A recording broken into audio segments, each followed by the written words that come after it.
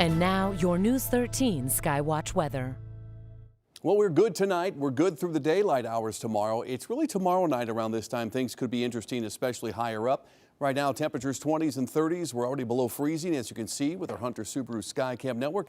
And we're headed down into the 20s, even in Asheville. By morning, 20s to greet you. But it will be a warmer day. You have to enjoy it because it is short-lived. We'll get into the 50s for the first time in a while. In fact, only the second time in the last 2 weeks, essentially.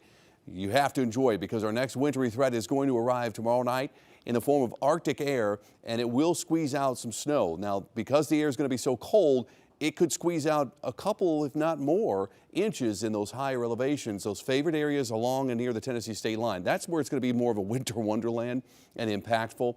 I think the valleys are going to be okay in most cases.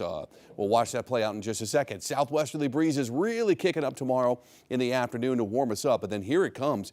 Quick change and abrupt about face as the cold front begins to move in. That Arctic air already producing some snow by 7 o'clock in the evening, possibly over the Smokies and northern Haywood County, maybe into the Balsams. And then the Black Mountains get involved. Notice there's that big surge of some snow initially, and then it kind of wanes, and then it picks back up overnight into the early part of Thursday. Now, a lot of this is going to fall again, higher elevations, although there will be some snow that does make it down to valley floors. It's just going to be hard to add it up below, say, 3,000 feet.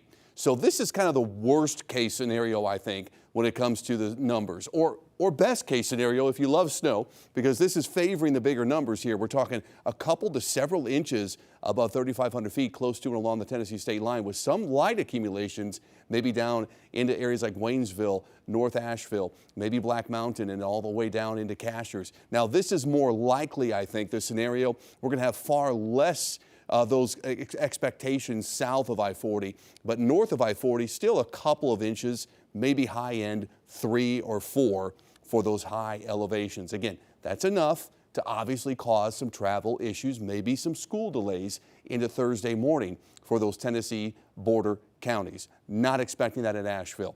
All right, frigid cold round 2. This is coming this weekend. Another Arctic front moves in. So the first round gets us cold Thursday. Then into Sunday, an even colder surge of air comes in.